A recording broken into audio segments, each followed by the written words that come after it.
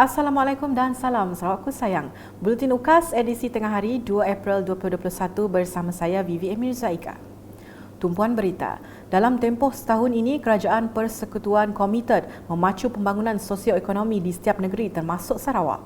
Perdana Menteri Datuk Patinggi Tan Sri Muhyiddin Yassin berkata, ini dapat disaksikan menerusi penyaluran peruntukan besar dalam projek pembangunan menerusi rancangan Malaysia ke-12 RMK12. Untuk rolling plan pertama RP1 2021 dalam RM ke-12, sebanyak 781 projek pembangunan telah diluluskan dengan peruntukan sebanyak 4.5 bilion ringgit khususnya untuk Sarawak saja bagi pelaksanaan projek-projek di bawah pelbagai kementerian dan agensinya. Katanya semasa berucap dalam Town Hall Wawasan Kemakmuran bersama 2030 yang diadakan di Pusat Convention Borneo Kuching, BCCK pada Khamis. Antara projek pembangunan utama yang sedang dilaksanakan di Sarawak ialah seperti projek Lebuh Raya, Pen Bonus Sarawak, projek menaik taraf lapangan terbang Mukah dan projek pembangunan hub halal Tanjung Manis Fasa 1A.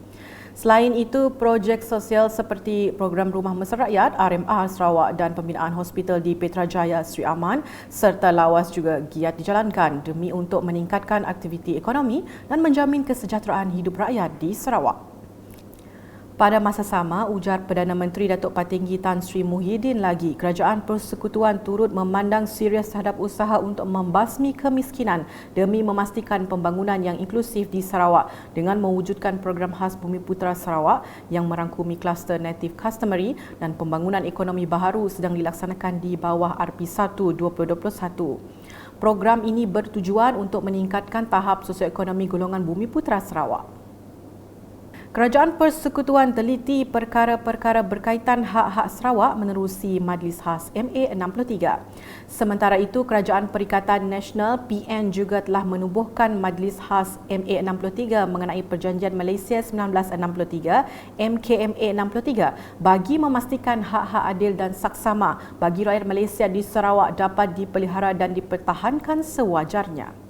Selain itu, kerajaan juga telah menubuhkan apa yang kita sebutkan Majlis Khas mengenai Perjanjian Malaysia 1963. Ini satu perkara yang paling pokok di MA63 yang merupakan inisiatif kerajaan yang ada baik negeri ataupun persekutuan untuk memastikan hak-hak yang adil dan saksama bagi rakyat Malaysia di Sarawak khususnya dapat dipelihara, malahan terus dipertahankan. Sehingga kini, beberapa kemajuan yang telah pun dicapai melalui peranan 3 jawatan kuasa kerja yang mengesyorkan kepada MKMA 63 berhubung cadangan penyelesaian mengenai isu-isu spesifik berkaitan perundangan bagi rakan sekutu, keselamatan negeri dan sosioekonomi. Ini dilakukan selaras dengan hak-hak negeri Sabah dan Sarawak dalam kerangka perundangan dan perlembagaan negara. Jelas Datuk Patinggi Tan Sri Muhyiddin lagi, semua tuntutan yang dipohon akan dinilai secara adil dan diteliti secara terperinci. Saya ingin menyatakan di sini bahawa Kerajaan Persekutuan menilai semua tuntutan secara adil. Bagaimana tidak adil? We sit down together. Representative from the federal government, the state government, and of course both the state governments have got their own rep. Very, very smart, I can say. I can recognize that when I told my ministers, you have to be careful because they are all very smart. They know and understand what their rights are. So we have to be careful, but of course importantly we have to be fair.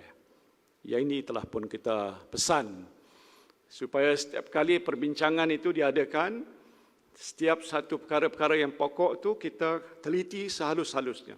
Dalam pada itu, Kerajaan Persekutuan akan sentiasa berusaha untuk memberikan yang adil dan jaminan hak Sarawak akan terus dilindungi berlandaskan perlembagaan persekutuan. Menurut Perdana Menteri Tan Sri Muhyiddin Mohamad Yassin, permintaan Kerajaan Sarawak supaya Artikel 160 dipindah ianya boleh dilaksanakan tetapi memerlukan sokongan majoriti daripada ahli parlimen. Katanya lagi, perkara ini telah pun dibincangkan dengan Menteri Bertanggungjawab dan mengakui keperluannya. Tapi kalau dia pastinya akan memerlukan pindaan perlembagaan, this government which is at the present is here will not be able to do that without the concurrent support of the rest of the members of parliament. Tapi kalau selepas pilihan raya kita dapat menang besar, lebih 2/3, ini laluan mudah untuk kita lakukan dengan seberapa segeranya. Selain itu, Kerajaan Sarawak memerlukan sokongan daripada Kerajaan Persekutuan dalam mencapai matlamat dasar 2030 yang berpaksikan kepada ekonomi digital dan teras kelestarian pembangunan selepas pasca COVID-19. Menurut Ketua Menteri Sarawak, Datuk Patinggi Dr. Abang Abdul Rahman Zohari Tun Abang Openg, dengan penambahbaikan dana kepada sektor swasta yang akan berpangkalan di Sarawak dapat membantu menaikkan nilai sumber yang ada di negeri ini. Dan sudah tentu dasar-dasar ini bukan saja berkendakkan inisiatif daripada negeri Sarawak, tetapi harusnya didokong dan disokong bersama oleh Kerajaan Persekutuan. Dan selepas itu kita hendaklah menerima sebanyak-banyaknya private sector fund untuk mereka berpangkalan di Malaysia, khasnya di Sarawak, dan dapat menambah nilai kepada sumber yang ada di negeri Sarawak. Ketua Menteri Datuk Patinggi Abang Zohari merakam penghargaan kepada Perdana Menteri kerana telah menubuhkan portfolio khas mengenai hal ehwal Sabah dan Sarawak. Dalam perkembangan sama, Sarawak mencadangkan artikel 160/2 Perlembagaan Persekutuan hendaklah dipindah memandangkan tafsiran persekutuan masih merujuk kepada persekutuan yang ditubuhkan di bawah Perjanjian Persekutuan Tanah Melayu 1957. Dan satu-satu perkara yang sangat dekat di hati anak Sarawak dari sudut kemakmuran bersama ialah MA 63. Justru itu, beliau berharap dengan adanya perundingan berterusan di antara Kerajaan Persekutuan dengan Kerajaan Sarawak, pelbagai isu berbangkit berhubung Perjanjian Malaysia 1963 akan dapat diselesaikan. Sementara itu, mereka yang sudah menerima 2 suntikan vaksin COVID-19 dan mempunyai sijil boleh melakukan rentas negeri, bahagian dan daerah di dalam negara. Perdana Menteri Datuk Patinggi Tan Sri Muhyiddin Yassin berkata, menurut satu kajian terkini, mereka yang telah mendapat 2 suntikan vaksin COVID-19 akan mendapat perlindungan langsung daripada jangkitan wabak pandemik COVID-19. So kalau begitu, saya dah bincang dalam mesyuarat Majlis Keselamatan Negara berkenaan dengan vaksin dan COVID ni. Kita nak memutuskan, kalaulah begitu, siapa yang sudah dapat 2 suntikan, mereka boleh pergi rentas negeri, rentas daerah tu atau bahagian tu sudah biasa. Rentas negeri boleh pergi ke sana, ke sini, ke sana, ke sini. Dia boleh pergi ke mana-mana dengan tidak dihalang oleh pihak berkuasa.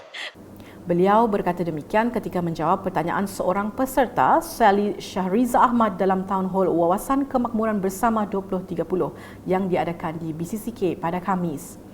Jelasnya lagi, ini adalah satu kemudahan yang boleh didapati sekiranya sudah mendapat 2 suntikan vaksin COVID-19.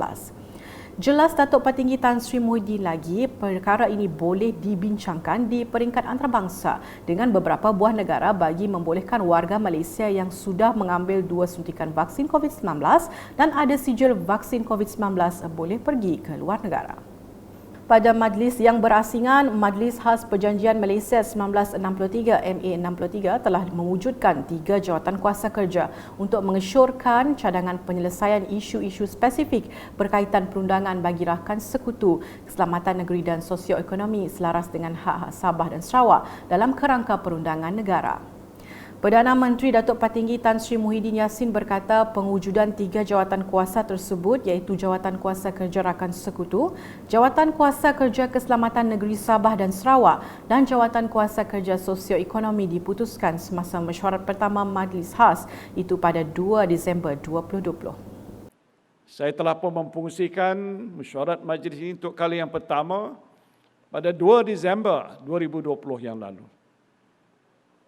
Antara perkara yang telah diputuskan ialah pewujudan 3 jawatan kuasa kerja yang baru, iaitu jawatan kuasa kerja rakan sekutu, jawatan kuasa kerja keselamatan negeri Sabah dan Sarawak, dan jawatan kuasa kerja sosioekonomi.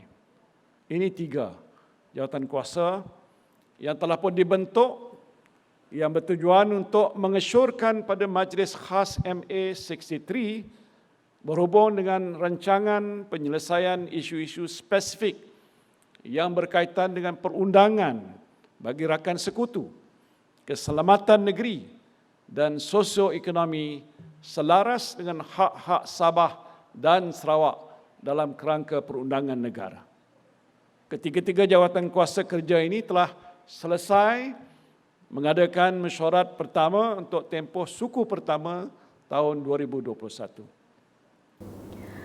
Berucap semasa Majlis Jamuan Negeri di Dewan Undangan Negeri pada Khamis, Perdana Menteri Datuk Patinggi Tan Sri Muhyiddin berkata, terdapat beberapa cadangan yang melibatkan pindaan perlembagaan persekutuan mengenai hak Sabah dan Sarawak yang telah diteliti oleh Jawatan Kuasa Kerja Rakan Sekutu. Jelasnya, perkara-perkara yang berkaitan dengan hal ehwal imigresen, pendaftaran negara, kawalan sempadan, pendatang asing tanpa izin dan pencerobohan nelayan asing dalam zon ekonomi eksklusif telah dibincangkan oleh Jawatan Kuasa Kerja Keselamatan Sabah dan Sarawak.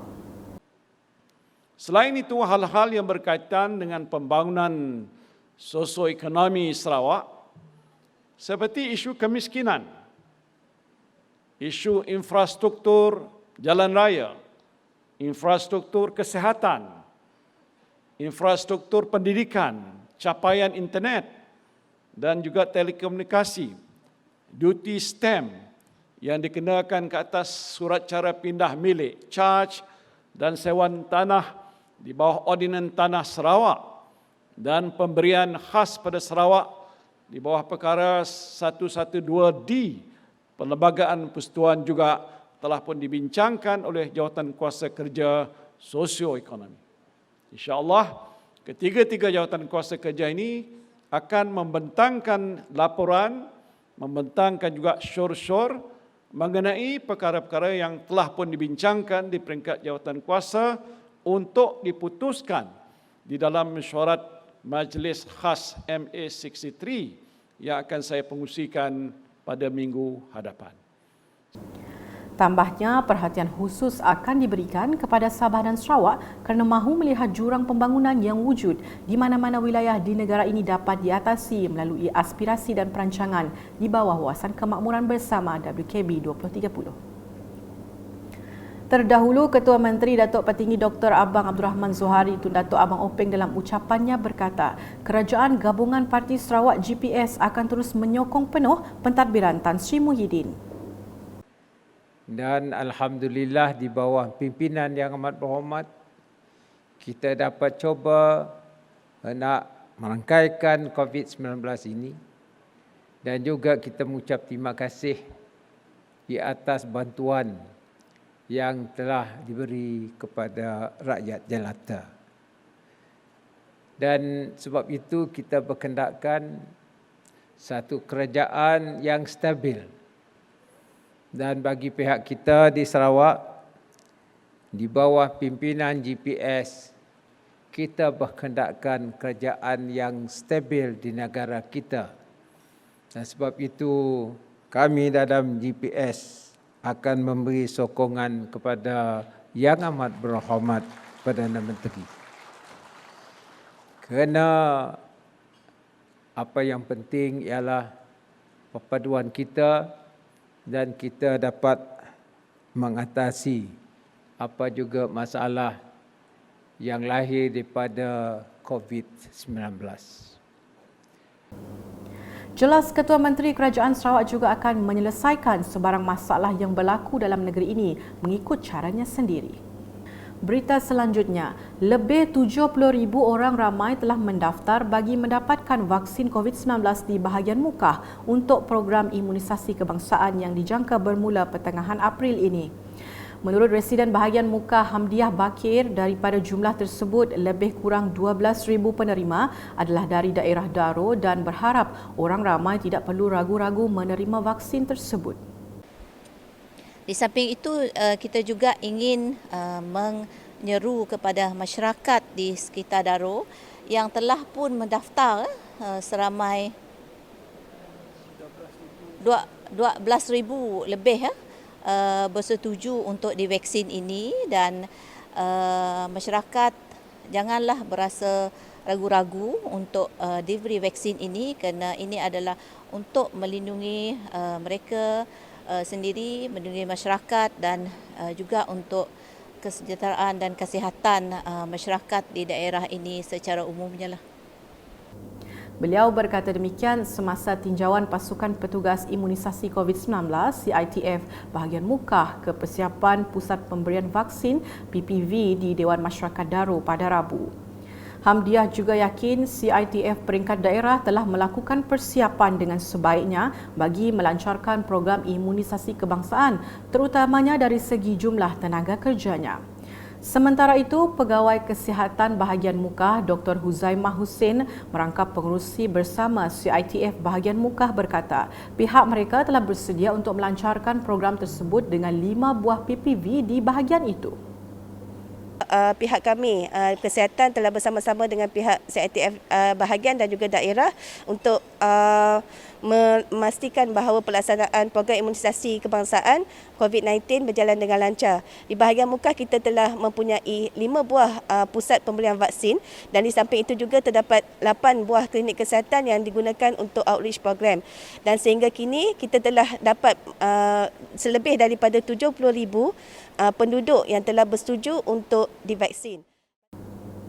Sekian edisi Tengah Hari bersama saya Vivi Amy Zaika dan kru penerbitan.